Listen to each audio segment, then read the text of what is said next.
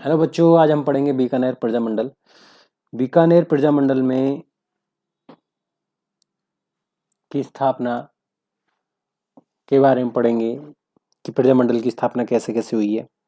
और बीकानेर प्रजामंडल धौलपुर प्रजामंडल के साथ ही जब उस वर्ष में ही हुआ था, 1936 के आसपास। तो आइए 1907 में बीकानेर राज्य में चूरू में स्वामी गोपाल दास और कन्हैयालाल ढूंढ द्वारा स्वयं हितकारिणी सभा की स्थापना की गई। चूरू में कबीरशाला और पुत्री पाठशाला की स्थापना की गई। कबीर पाठशाला वंचित वर्गों के लिए, पुत्री पाठशाला लड़कियों के लिए खोली गई। किसके द्वारा? स्वयं हितकारिणी सभा के द्वारा। और किसने खुली थी? स्वामी गोपाल दास कन्हैयालाल ढूंढ द्वारा। और 1913 में बीकानेर के महाराजा गंगा सिंह ने बीकानेर राज्य के लिए 35 सदस्य प्रतिनिधि की सभा की गठन किया। महाराजा गंगा सिंह ने बीकानेर राज्य में प्रतिनिधि सभा की स्थापना की और घोषणा करके ऐतिहासिक कदम उठाया। महाराजा गंगा सिंह ने इसे प्रथम अधिवेशन का उद्घाटन करके अगले वर्ष स्वयं किया, जिससे यह स्पष्ट हुआ कि वह केवल शासक नहीं बल्कि एक दूरदर्शी सुधारक भी थे। बीकानेर राज्य न केवल राजस्थान में नहीं बल्कि पूरे उत्तर भारत में लोकतांत्रिक चेतना के विकास में अग्रणी भूमिका निभाई। इस प्रकार बीकानेर राजस्थान का पहला राज्य था जो बीकानेर राज्य में इस आंदोलन का संरक्षण व समर्थन प्रदान किया, जो उस समय अन्य रियासतों में दुर्लभ था। सद्विद्या प्रचारिणी सभा एक ऐतिहासिक और सामाजिक सुधारक संस्था थी, जिसकी स्थापना 1920 ईस्वी में बीकानेर के बाबूलाल मुक्ता प्रसाद द्वारा की गई। इसका उद्देश्य जन जागृति फैलाना, अशिक्षा को दूर करना, सामाजिक राजनीतिक फैलाना को था। अशिक्षित लोगों में शिक्षा का महत्व समझाना, अन्याय के खिलाफ संघर्ष और जनहित में कार्य करना था। सद्य विद्या प्रचारिणी सभा, ठीक है। अब 1949 में कांग्रेस ने लाहौर में एक सेशन किया। नेहरू जी ने इस कहा कि 26 जनवरी 1930 को भारत अपना स्वतंत्रता दिवस मनाएगा। 26 जनवरी 1930 को जब पूरे देश में लाहौर अधिवेशन निर्णय के अनुसार स्वतंत्रता दिवस मनाया जा रहा था, उसी दिन स्वामी गोपाल दास और उनके युवा सहयोगी चंद्रमल बिहर ने राजस्थान के चूरू शहर में स्थित धर्मस्तूप पर तिरंगा फहराया तथा नारा दिया, अग्रो री पियो चांदी। क्या? अग्रो रियो पियो चांदी गो, राज महात्मा गांधी रो।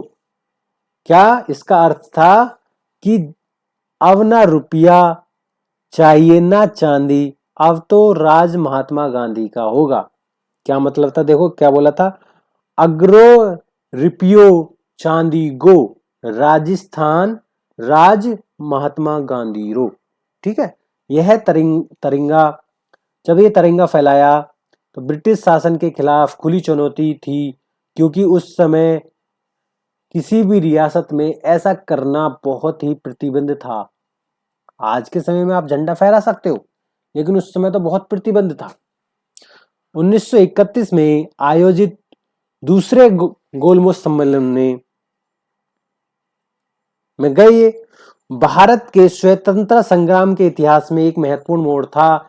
यह सम्मेलन 7 सितंबर से 1 दिसंबर 1931 तक चला, जिसमें देशी राजाओं के प्रतिनिधि के रूप में बीकानेर के राजा गंगा सिंह ने भाग लिया। जब महाराज गंगा सिंह लंदन गोलमेज सम्मेलन में भाग लेने गए तो स्वामी गोपाल दास चंदनमल बिहड़ के द्वारा बीकानेर दिग्दर्शन नामक पत्रिका से गंगा सिंह की आलोचना की गई। 1932 से 1934 बीकानेर राज्य में राजनीतिक कार्यकर्ताओं के खिलाफ कार्रवाई की गई और उन पर बीकानेर षड्यंत्र अभियोग के आरोप लगाए गए। स्वामी गोपाल दास और चंद्रमल बिहड़, सत्यनारायण सर्राफ, खूब राम सर्राफ, अन्य नेताओं को बीकानेर षड्यंत्र के तहत गिरफ्तार किया गया। रघुवर दयाल गोयल जो वकील थे, इन सभी को मुकदमा लड़ा। ठीक है, किसने? रघुवर दयाल गोयल जी ने इन सब का क्या लड़ा? केस।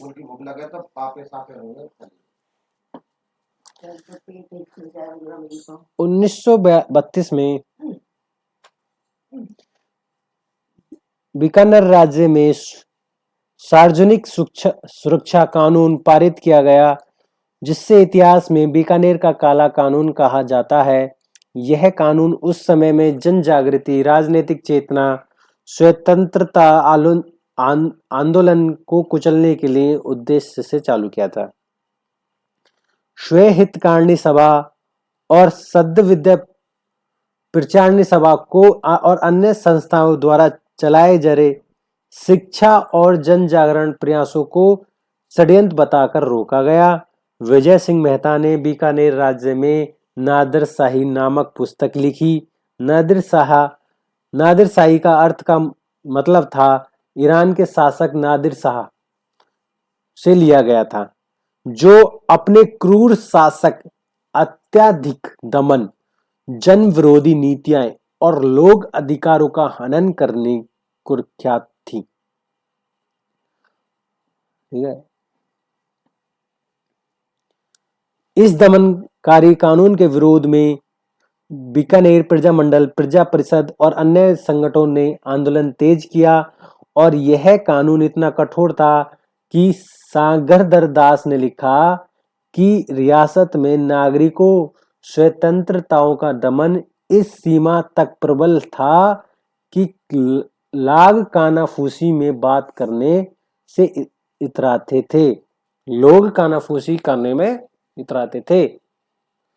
4 अक्टूबर 1936 को मघाराम विद्या जो अध्यक्ष थे और लक्ष्मी देवी आचार्य जो कोषाध्यक्ष थी, रघुवर दयाल गोयल, मुक्ता प्रसाद, रत्नाबाई ट्रस्ट के मकान में कलकत्ता में बीकानेर प्रजा मंडल की स्थापना की, जो बीकानेर राज्य में लोकतांत्रिक चेतना व जन अधिकारों की मांग करना एक ऐतिहासिक पड़ाव था।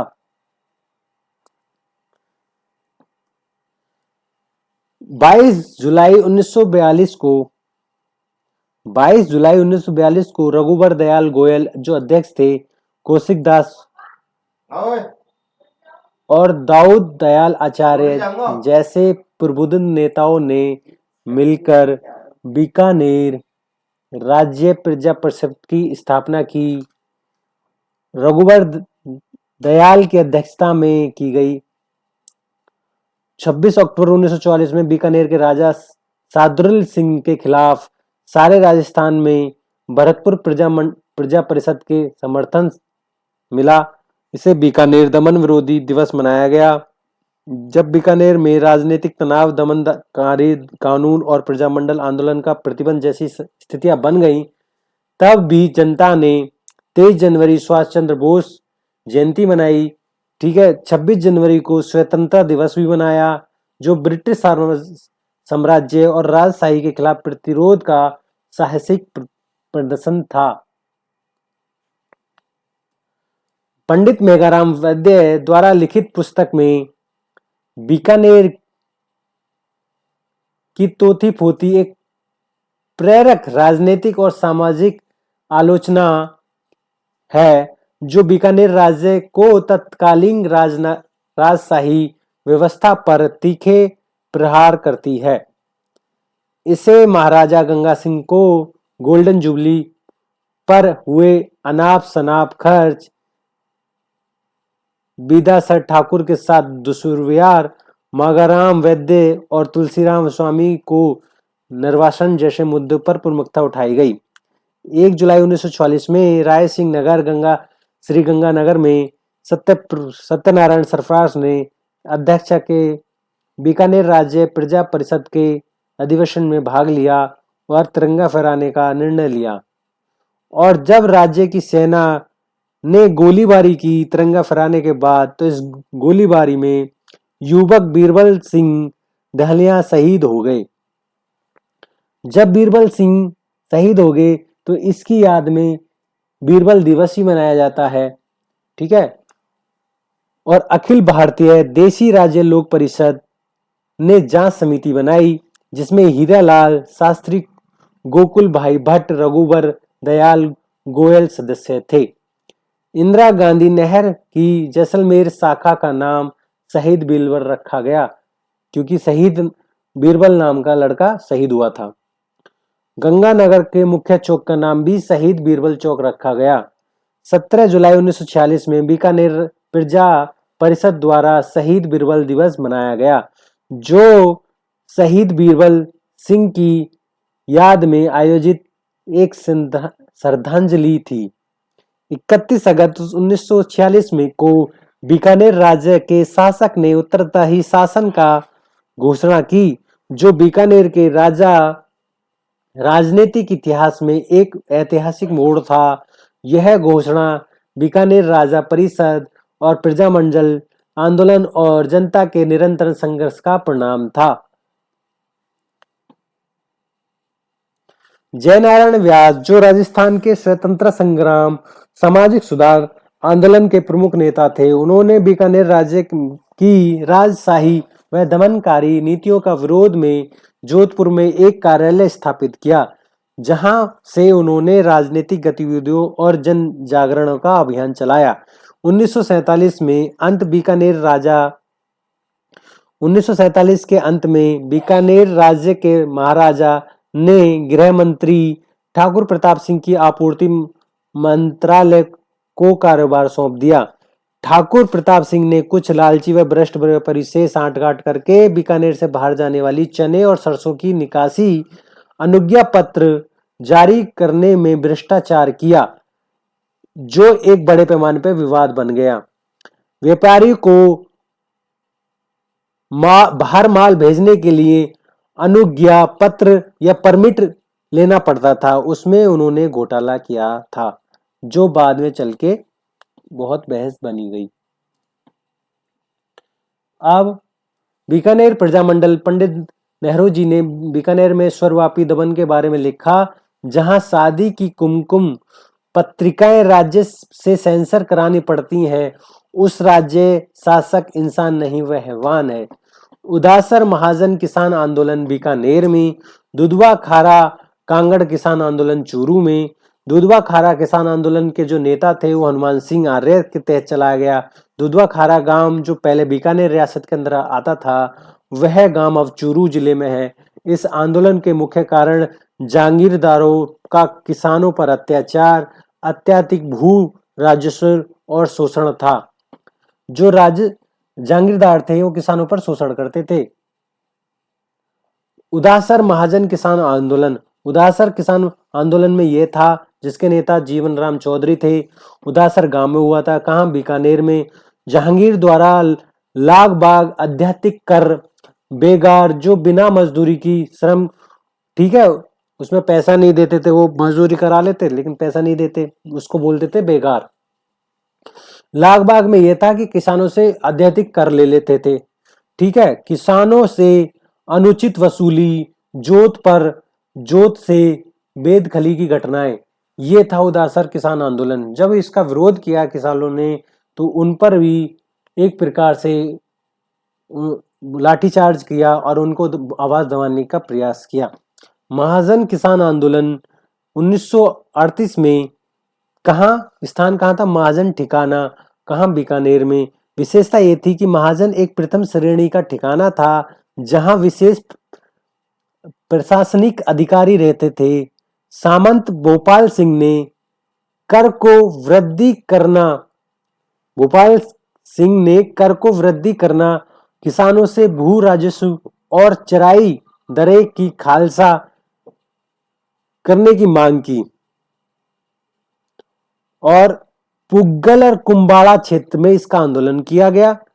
ठीक है, लोगों की बात सुनी गई, दीवान की शिकायतें दी गई और बीकानेर सरकार को बकाया राशि में छूट की घोषणा करी। इसमें क्या था, महाजन में किसान आंदोलन की महाजन नाम का एक ठिकाना था जो एक प्रथम श्रेणी का ठिकाना था, जहां पर बड़े बड़े लोग अधिकारी लोग रहते थे। तो वहां पर ऐसा करा, किसानों से वृद्धि कर दी कर में, और भू राजस्व जो ऐसा था ना कि लोग किसानों को पहले जमीन देते थे तो उनसे कुछ कर लेते थे, कुछ राजस्व लेते थे, तो वो भी बढ़ा दिया और चराई दरें भी बढ़ा दी। ठीक है, तो इसके प्रति किसानों ने आंदोलन किया।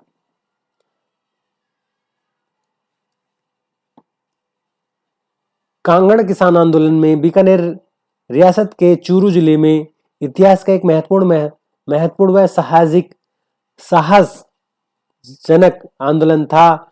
1945-46 में रतनगढ़ तहसील के कांगड़ गांव में घटित हुआ। देखो, उस समय ऐसा था कि उस समय क्षेत्र में भीषण अकाल पड़ गया, जिससे फसलें नष्ट हो गईं। इसके बावजूद जागीरदार ठाकुर गोप सिंह ने किसानों से अनुचित कर वसूली जारी रखी, जिससे हालत बेहद दयनीय थे। लेकिन जहांगीर प्रशासन ने कोई राहत छूट नहीं दी, बल्कि दमनकारी नीतियां अपनाई। फिर जनता ने प्रदर्शन करा, किसानों ने प्रदर्शन करा, जब कहीं ये बात हुई। बीकानेर में गंगनहर किसान आंदोलन भी हुआ। यह आंदोलन बीकानेर राज्य में केर गंगानगर क्षेत्र में हुआ। 1925 में राजा गंगा सिंह ने गंगनहर परियोजना की शिलान्यास किया, जो पंजाब के सतलज नदी के से बाहर लाकर बीकानेर क्षेत्र में संचित करने का काम था। 1927 में विदित ये शुभारंभ किया, सिंचाई शुरू करी, लेकिन वहां के राजस्थान के जो किसान थे उनको सिंचाई करना आता नहीं था नहरों से, इसलिए पंजाब से कुछ सिक्कों किसानों को मंगवाया था और यहाँ भूमि जो है आवंटित की गई थी। किसानों आंदोलन के प्रमुख कार्य आध्यात्मिक लगान और कर, सिंचाई पर अत्यधिक शुल्क, आब का अर्थ पानी था। ठीक है, अभियाना बढ़ाना, सिंचाई पर जो कर बढ़ाते थे उसको बोलते थे आबियाना। ठीक है, आब का मतलब था पानी और आब जो था एक प्रकार का ईरानी शब्द था। ठीक है, कर्ज पर ऊंचा ब्याज, पानी की मात्रा कम मिलना। ठीक है, जब पानी की मात्रा कम मिलेगी तो लोग प्रदर्शन करेंगे। कर्ज, ऊपर से ब्याज ले रहे हो आप कर्ज पर, ऊपर से सिंचाई पर भी ब्याज वो ले रहे हो, टैक्स और लगान और कर भी ले रहे हो किसानों से, तो इसलिए किसान बहुत परेशान हो गए। फिर उन्होंने विरोध किया खूब। जमींदार संघ की स्थापना, किसानों ने इन समस्याओं के खिलाफ संगठित होकर जमींदार संघ की एक पार्टी बनाई, मतलब जमींदार संघ इसको बोलते थे, जमींदार एसोसिएशन की स्थापना की। दरबार सिंह को इसका पहला अध्यक्ष बनाया गया। दरबार बाद में करतार सिंह, जो लाहौर के सिख कॉलेज के प्रिंसिपल थे, इस संगठन के नेता बने और आंदोलन में बहुत अच्छी राजनीति और रणनीति दिशा दी। 14 मई 1941 में बीकानेर राज्य में किसानों ने माफी दिवस मनाया। उस समय आध्यात्मिक कर, लगान, सिंचाई शुल्कों के खिलाफ एक संगठित विरोध किया। चौधरी कुंभाराम आर्य ने प्रजा परिषद की बैठक में लल्हा गांव में संबोधित किया और उन्होंने अपनी किताब भी लिखी कि किसान यूनियन क्यों। उन्होंने लल्हा गांव में संबोधित कर किसानों के साथ बेगार प्रथा, अन्यायपूर्ण करों के खिलाफ संगठित होकर खूब आवाज उठाई। ठीक है, और उन्होंने गंगा रिसाला नामक ऊंट सवार सैन्य टुकड़ी बनाई, जो प्रथम विश्व युद्ध और अन्य अभियानों में भाग लेती थी। ठीक है, गंगा सिंह ने किए बहुत अच्छी बातें हैं। देखो, गंगा सिंह एकमात्र ऐसे राजा थे जो पहला आपका विश्व युद्ध हुआ था, उसमें भी उन्होंने अपनी सेना भेजी थी और बाद में उन्होंने एक वायसराय संधि पर भी हस्ताक्षर करने वाले भारतीय राजा थे। ठीक है, वायसराय संधि क्या थी, जो प्रथम जो वर्ल्ड वॉर जो हो रहा था तो उसमें शांति फैलाने के लिए साइन करे। ठीक है, तो ये वीडियो आपको पसंद आई होगी तो लाइक कर देना, इस चैनल को सब्सक्राइब